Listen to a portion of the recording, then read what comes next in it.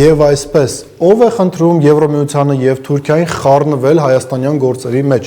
Հարգելի ընկերներ, հարգելի հեռուստադիտողներ, 2018 թվականին Նիկոլ Փաշինյանի քաղաքական վերելքը կապված էր պաթոսային մի ձևակերպման հետ։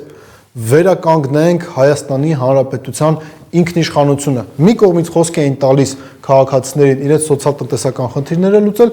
մյուս կողմից իրենք խոսք էին տալիս, որ կառուցվելու է այնպիսի երկիր, որի ապագան որոշելու են Հայաստանի Հանրապետության քաղաքացիները։ Եվ ահա այս իրադարձություններից, այս խոսքերից 7.5 տարի անց մենք եկել ենք մի իրավիճակի ենք հանգել, երբ որ Նիկոլ Փաշինյանը կորցնելով լեգիտիմությունը Երևանում փորձում է լեգիտիմություն գտնել Բրյուսելում, փորձում է լեգիտիմություն գտնել Անկարայում եւ դրա շնորհիվ պահպանել իր իշխանությունը Հայաստանում, այդ իսկ պատճառով նա բացում է ներհայաստանյան գործընթացների դռները Անկարայի եւ Եվրոմիության համար։ Հիմա եկեք ավելի մանրամասն սրա մասին խոսենք, հարգելի հեռուստադիտողներ։ Եվրոպական դիվանագիտության ղեկավար Կայա Կալասը այս շաբաթվա ընթացքում բավականին կարևոր տեղեկատվություն փոխանցեց հայ հանրությանը, տեղեկատվությունը հետևյալն էր, որ Հայաստանի Հանրապետության իշխանությունները իրենք են խնդրել Եվրոմիությանը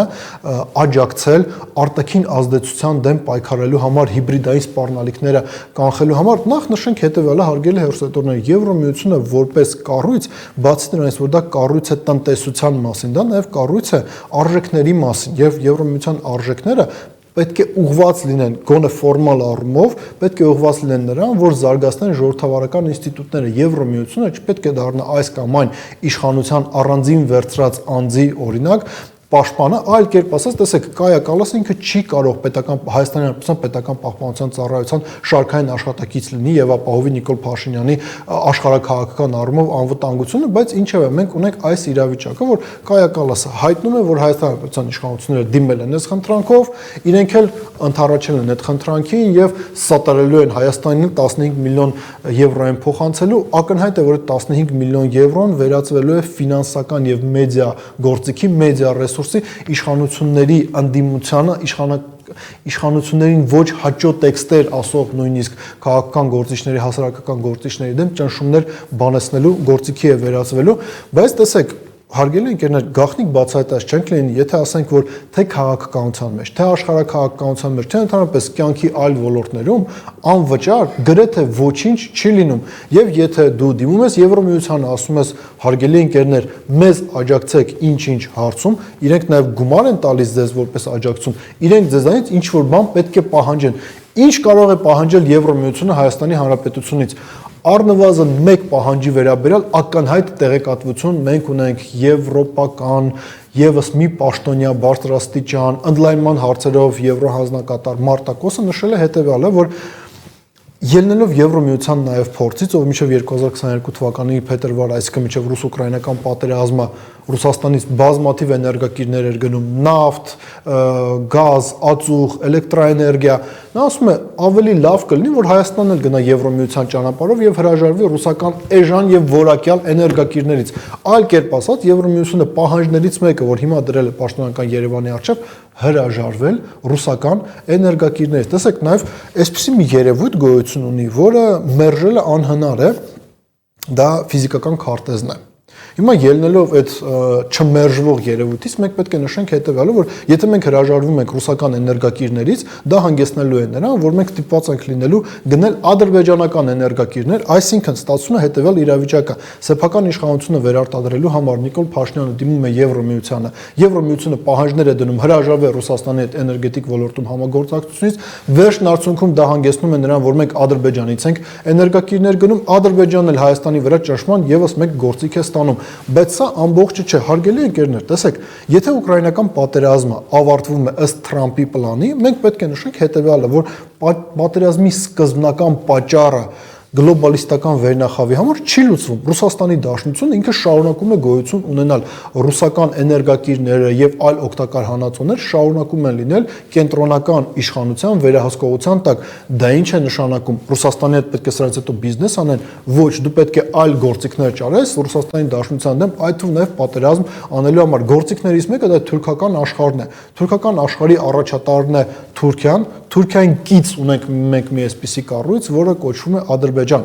Բայց վերջին շրջանում մենք ինչի նաև ականատես եղանք, որ ամերիկյան փորձագիտական շրջանակներում կան այսպիսի փորձագետներ, ինչպիսին է Բրիենա Տոդը Եվրասիա կենտրոնից, ով նշում է հետևյալը, որ Հայաստանը եւ Տաջիկստանը թուրքական պետությունների կազմակերպության պակասող տարերն են։ Հիմա պատկերացնենք մի իրավիճակ, այդ սիմվոլիկ քայլերից հետո Հայաստանը դառնում է թուրքական պետությունների կազմակերպության մի մաս եւ ինչ որ մի պահի այդ կազմակերպության սուրը ռազմական առումով ուղղվում է Ռուսաստանի դեմ։ Հայաստանի Հանրապետության քաղաքացիներին հարցրել են, իրենք ուզում են Ռուսաստանի դեմ պատերազմել, թե ոչ։ Տեսեք, մի բան է տակ տաղավարներում նստել, խոսել այն մասին, թե եվրոպական ընտրությունը ճիշտ է, թե սխալ է, ինչ առաջնահերթություններ կան այդ եվրոպական ուղին ընտրելու շրջանակներում։ Շատ հեշտ է տաղավարներում կրկին ասենք նստելով քննադատել Ռուսաստանը, ընդհանրապես ցանկացած աշխարհական կենտրոնի քննադատել եւ լրիվ այլ բան է,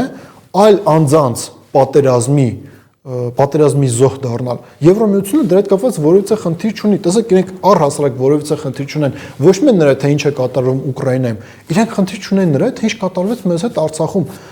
Անկերներ, հարգելի բարեկամներ, Շարլ Միշելը 2022 թվականի հոկտեմբերի 6-ին Պրահայում Արցախը Ադրբեջանին հանձնելու աշխարհաքաղաքական առումով քավորներից մեկն էր։ Մյուս քավորն էլ Ֆրանսիայի նախագահ Մակրոնն էր։ Իրենք խնդիր չունեն նրա հետ, որ Արցախում այլևս հայեր չկան։ Ով ասաց, որ իրենք խնդիր են ունենալու նրա հետ, որ Հայաստանում հայեր այլևս չլինեն։ Դրա համար ենք ասում, այստեղ ֆունդամենտալ հարցը կայանում է հետևյալում. ինչ որ մեկը Հայաստանի Հանրապետության քաղաքացիներին հարցրել է, իրենք ուզում են թշնամանալ Ռուսաստանի Դաշնության հետ, թե ոչ։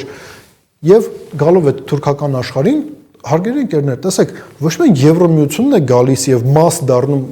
ներքաղաքական զարգացումների Հայաստանում, այլ նաեւ Թուրքիան։ Այդ իսկ պատճառով Թուրքիայի նախագահ Ռեջեփ Տայիպ Էրդողանը հայտարարում է, որ 2026 թվականին իրենք սիմվոլիկ քայլեր կանեն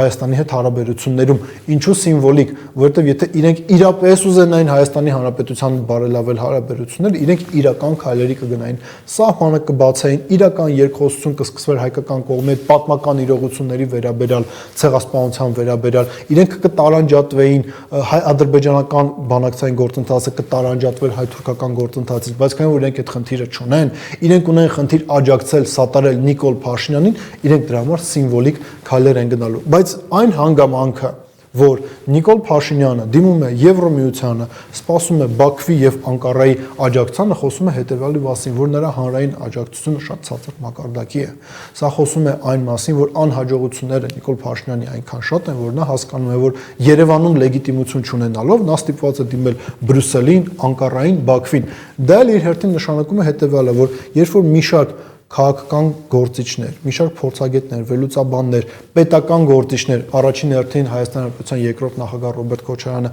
ասում են, որ ճիշտ աշխատելու դեպքում, եթե ընդդիմությունը սխալներ չկատարի 2026 թվականի խորհրդարանական ընտրություններում հնարավոր է հասնել քաղաքական փոփոխություններ, սա դրա ամենավառ վկայությունն է։ Կրկին ասենք, Նիկոլ Փաշինյանը իր սեփական ժողովրդի դեմ չեր դիմի Եվրոմիությանը եւ Թուրքիային, եթե վստահ լիներ, որ 26 թվականի խորհրդարանական ընտրություններին նա վերարտադրվելու է։ Մտածեք այդ մասին։